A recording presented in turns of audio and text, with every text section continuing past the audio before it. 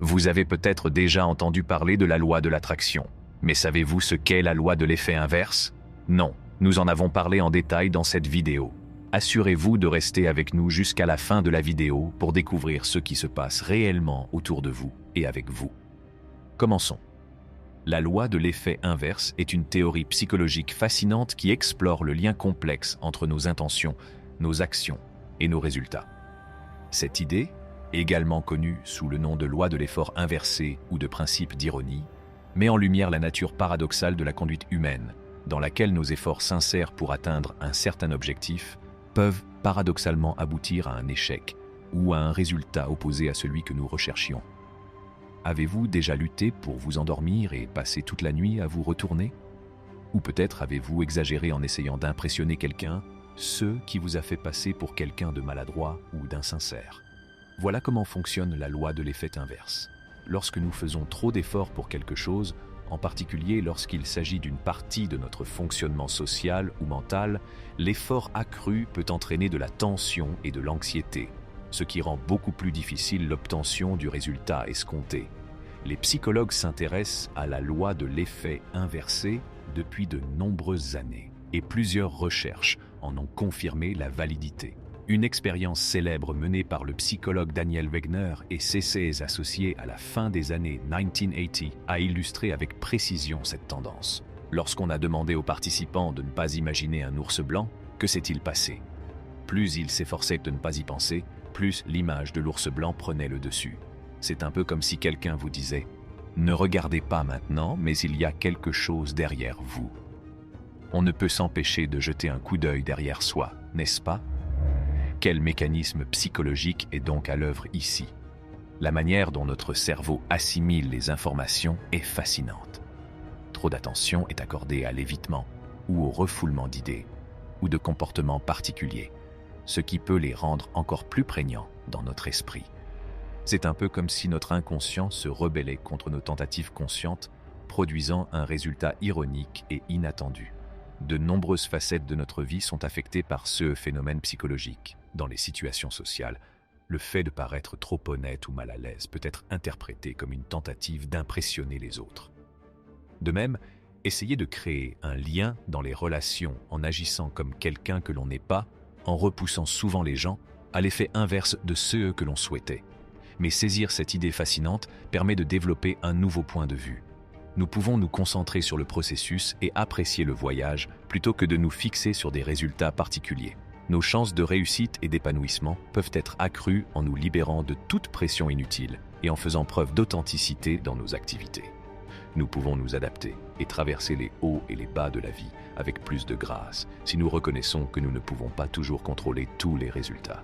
Une idée psychologique fascinante qui examine le lien complexe entre nos actes, nos intentions et nos résultats est la loi de l'effet inversé, également connue sous le nom de loi de l'effort inversé ou de principe d'ironie. Ce phénomène montre que parfois, plus nous nous efforçons d'atteindre un objectif, plus il est probable que nous échouions ou que nous obtenions le résultat inverse. Si cette théorie intrigante est étayée par des données scientifiques, vous pourriez être curieux. Absolument. Des chercheurs ont passé des décennies à étudier la loi de l'effet inverse, qui a une longue histoire en psychologie. Daniel Wegner et ses collègues, un psychologue, ont réalisé à la fin des années 1980 une étude fondamentale qui illustre élégamment la loi de l'effet inversé. Les participants ont été invités à ne pas imaginer un ours blanc pendant l'expérience. Qu'est-ce qui s'en est suivi? Oui, comme vous pouvez l'imaginer, ils n'ont pas pu s'empêcher d'y penser. Plus ils s'efforçaient de bloquer les pensées de l'ours blanc, plus elles les envahissaient. C'est le mécanisme de traitement de l'information par notre cerveau qui est à l'origine de ce phénomène fascinant. Des idées ou des actes particuliers ont tendance à devenir encore plus saillants dans notre cerveau lorsque nous consacrons une attention excessive à les éviter ou à les ignorer. C'est un peu comme lorsque quelqu'un vous demande de ne pas penser à un éléphant rose. Tout à coup, l'image de l'éléphant rose apparaît dans vos pensées et il vous est difficile de penser à autre chose. Ironiquement, c'est le résultat de notre subconscient qui semble se rebeller contre nos tentatives conscientes de gouverner nos pensées. Il semble que la réaction naturelle du cerveau face à une résistance soit d'amener le concept qui résiste à l'avant-plan de notre conscience. Prendre conscience des processus psychologiques qui sous-tendent la loi de l'effet inverse peut s'avérer très stimulant. Elle nous indique que, parfois, tenter de contrôler un événement de manière démesurée n'est pas la meilleure chose à faire. Au lieu de cela, nous pouvons changer notre façon de penser et adopter une approche plus sereine et sincère. Par exemple, nous pouvons développer des habitudes d'études plus productives, telles que la répétition espacée et la pratique constante lorsque nous nous préparons pour un examen important, plutôt que d'étudier toute la nuit. Le stress est réduit et nos chances de mémoriser efficacement les connaissances sont accrues lorsque nous nous concentrons sur le processus d'apprentissage plutôt que sur le résultat.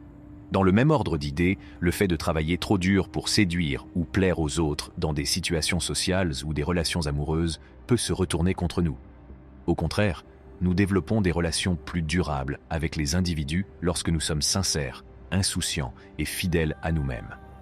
Il s'agit de faire preuve d'ouverture et d'authenticité, ce qui se traduit souvent par des relations plus épanouissantes et plus profondes. Examinons maintenant quelques exemples de la loi de l'effet inversé dans le monde réel. Vous serez surpris de voir combien d'aspects de notre vie. Ce phénomène peut affecter la procrastination. Levez la main si vous avez déjà essayé d'empêcher la procrastination en vous obligeant à commencer une tâche tout de suite pour finalement la reporter encore plus loin. Bien sûr, nous sommes tous passés par là. Nous pouvons provoquer de l'anxiété ou des émotions de dépassement en nous mettant trop de pression pour commencer une tâche, ce qui ne fera que nous encourager à la remettre à plus tard. Relation avec les autres. Lorsque vous êtes à une fête, vous voulez donner l'impression d'être confiant et intéressé. Que se passe-t-il lorsque vous réfléchissez trop à tout ce que vous dites et que vous vous préoccupez de la façon? Nous devons réorienter notre attention sur le processus lui-même plutôt que de nous fixer sur des résultats particuliers. Il peut être très avantageux d'accepter le voyage et de s'engager pleinement dans les tâches à accomplir. En prêtant attention aux étapes que nous franchissons sur le chemin, nous pouvons obtenir des résultats plus satisfaisants et plus significatifs, qu'il s'agisse de mener à bien une tâche, de développer une relation ou d'étudier pour un examen. Lorsque l'on gère la loi de l'effet inversé, l'authenticité est absolument essentielle.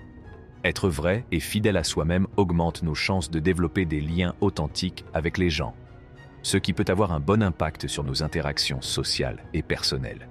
Être quelqu'un que nous ne sommes pas dans le but de satisfaire ou d'impressionner les autres peut se retourner contre nous et nous donner l'impression d'être faux et déconnectés. En outre, il est essentiel pour notre bien-être de reconnaître que nous ne pouvons pas toujours contrôler tous les résultats. En raison de cette ambiguïté inhérente, il peut être stressant et vain d'essayer de contrôler tous les aspects de la vie. Face à l'incertitude, nous pouvons trouver le calme en relâchant la pression inutile et en acceptant que certaines choses échappent à notre contrôle.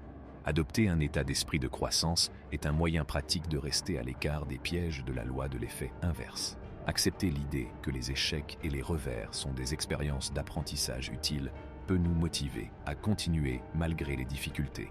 Nous pouvons développer la résilience et une attitude positive à l'égard de nos tentatives en réinterprétant les échecs apparents comme des tremplins vers la réussite. C'est ainsi que se termine cette vidéo. Si vous avez apprécié cette vidéo, n'oubliez pas de l'aimer, de vous abonner et de la partager.